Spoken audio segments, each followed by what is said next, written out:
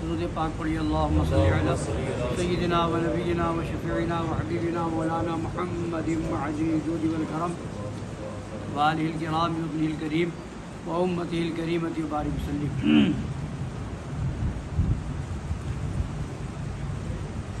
تیسرے پارے کی آیت کریمہ ہے، ارشاد الہی ہے وَإِذْ أَخَذَ اللَّهُ مِيثَاقَ النَّبِيِّينَ لَمَا آتَيْتُكُم مِّن كِتَابٍ وَحِكْمَةٍ ثُمَّ جَاءَكُمْ رَسُولٌ مُصَدِّقٌ لِّمَا مَعَكُمْ لَتُؤْمِنُنَّ بِهِ وَلَتَنصُرُنَّهُ۔ اور یاد کرو جب اللہ نے پیغمبروں سے ان کا عہد لیا جو میں تم کو کتاب اور حکمت دوں، پھر تشریف لائے تمہارے پاس وہ رسول کہ تمہاری کتابوں کی تصدیق فرمائے، تو تم ضرور ضرور اس پر ایمان لانا اور ضرور ضرور اس کی مدد کرنا۔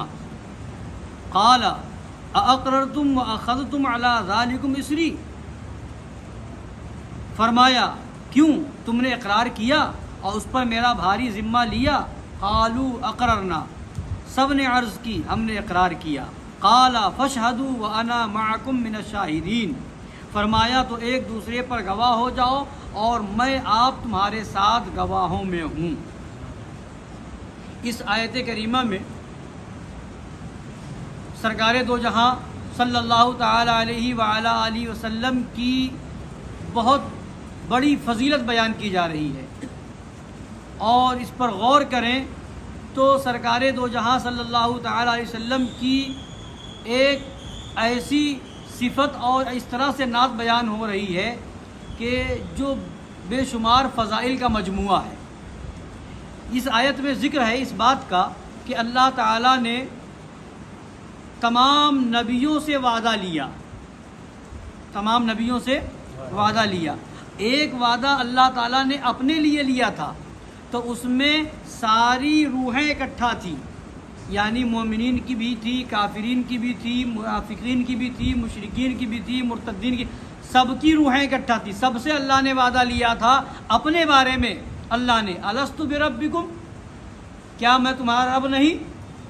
تو ساری روحوں نے جواب دیا تھا بلا، کیوں نہیں، بے شک تو میرا رب ہے۔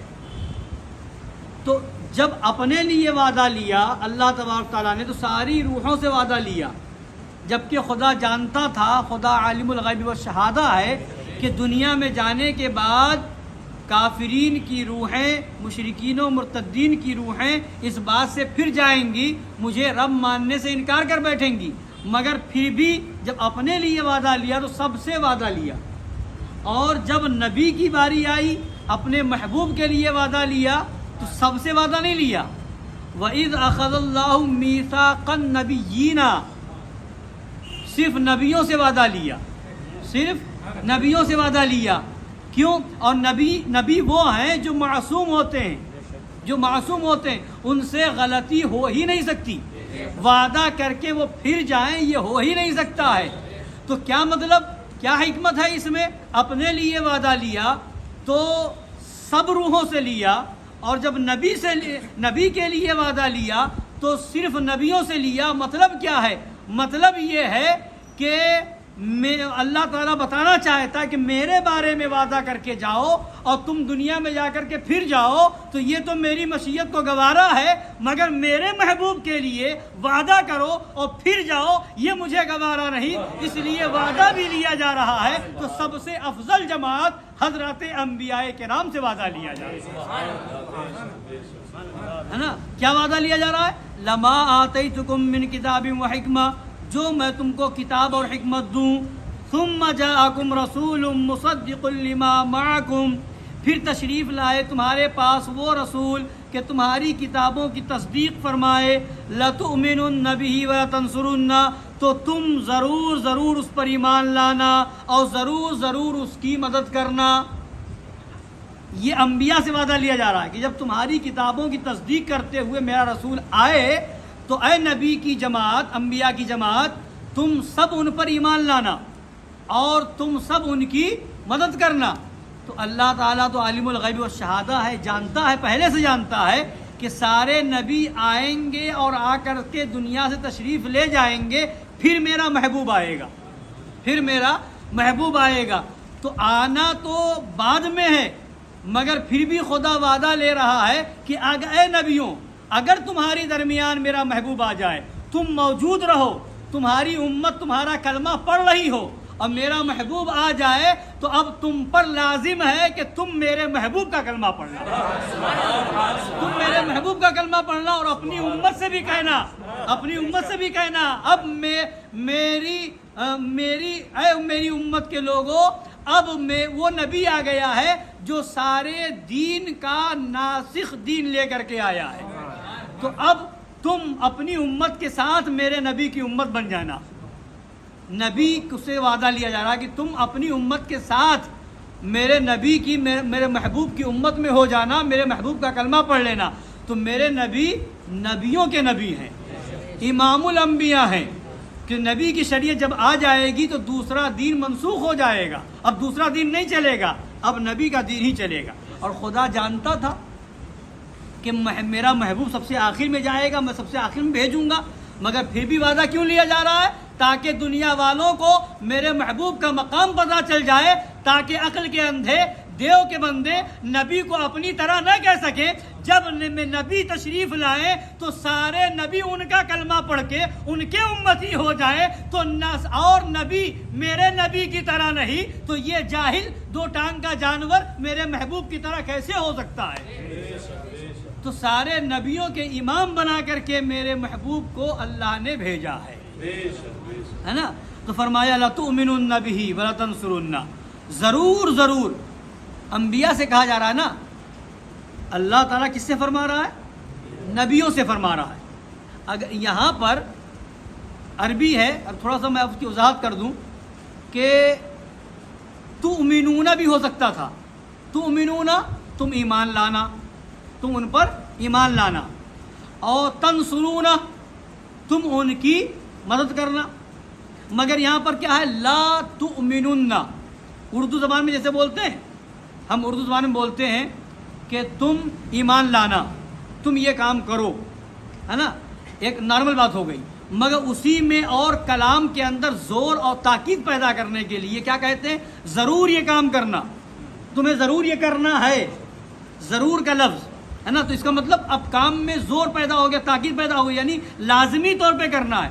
ایک بار ضرور بولے تو اس کا مطلب کام میں اہمیت والا کام ہے، اب اس میں تاکید پیدا ہو گئی، اور اگر دو بار بول دے نہیں تمہیں ضرور کرنا ہے، تو مطلب کیا ہے؟ اور اہم کام ہو، بتانا یہ ہے کہ یہ بہت اہم کام ہے۔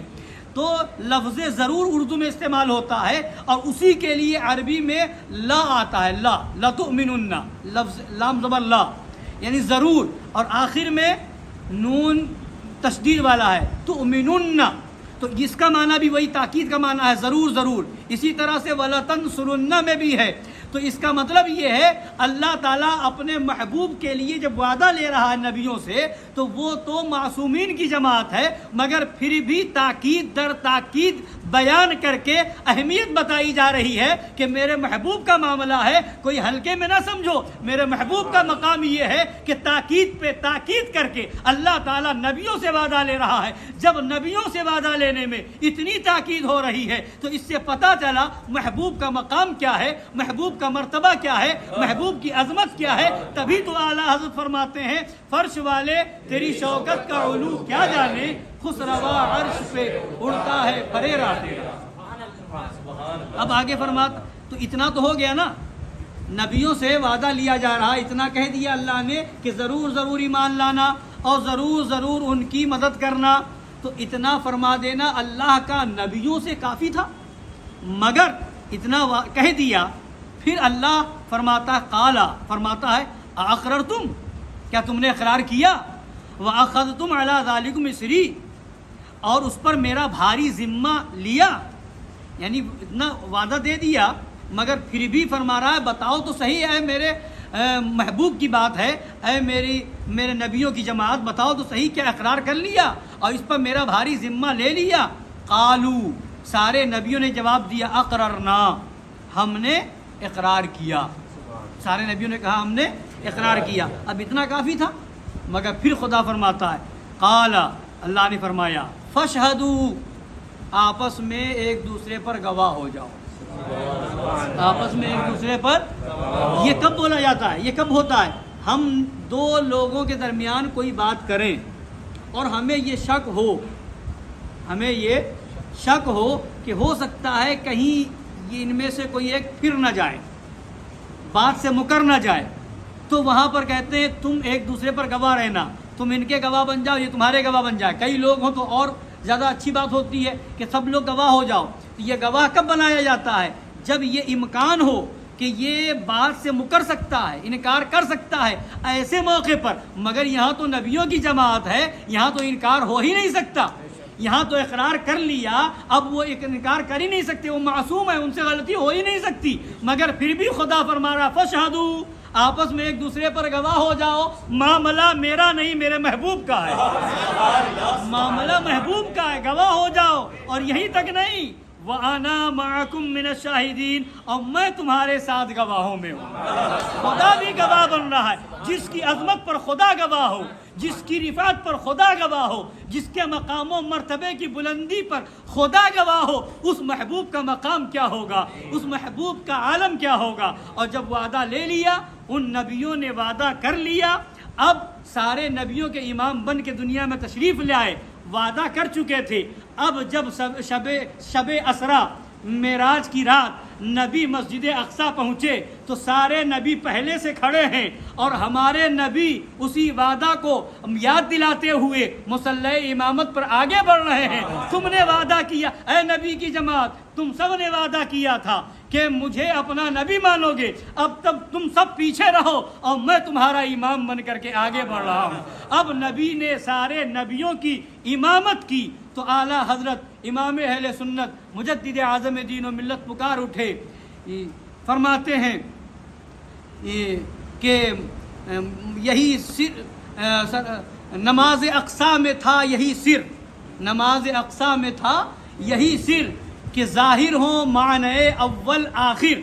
نماز اقصی میں تھا یہی سر کہ ظاہر ہوں معنی اول آخر، دست بستہ پیچھے کہ دست بستہ ہے پیچھے حاضر جو سلطنت آگے کر گئے تھے، کہ دست بستہ ہے پیچھے حاضر جو سلطنت آگے کر گئے تھے۔ تو وہ ہے میرے محبوب کا مقام کہ اللہ تعالیٰ نبیوں سے وعدہ لے رہا ہے، نبیوں کا امام بنایا جا رہا ہے، اور اس شان سے وعدہ لیا جا رہا ہے۔ اس نبی کو آج یہ عقل کا اندھا معاذ اللہ دیو کا بندہ یہ کہے کہ ہماری طرح ہے معاذ اللہ۔ اور ان دیوبندیوں نے اپنی کتاب تحذیر الناس کے اندر لکھ دیا کہ انبیاء کرام اپنی امت سے ممتاز ہوتے ہیں تو صرف علم میں ممتاز ہوتے ہیں، باقی رہا عمل تو اس میں امتی برابر بھی ہو جاتے ہیں بلکہ بڑھ جاتے ہیں، معاذ اللہ معاذ اللہ۔ اور مولوی اسماعیل دہلوی نے تقویۃ الایمان کے اندر لکھا معاذ اللہ کہ نبی بڑے بھائی کی طرح ہے معاذ اللہ، ان کی تعظیم بڑے بھائی کی طرح کرنا چاہیے معاذ اللہ۔ تو بتاؤ ان وہابیوں سے دیوبندیوں سے ہمیں نبی کا مرتبہ سمجھنا ہے تو ہم تقویۃ الایمان سے نہیں سمجھیں گے، ہم اس کو قرآن پاک سے سمجھیں گے۔ نبی کی شان تقویۃ الایمان نہیں بتائے گی، نبی کی شان تو قرآن پاک بتا رہا ہے، اللہ تبارک و تعالی بتا رہا ہے۔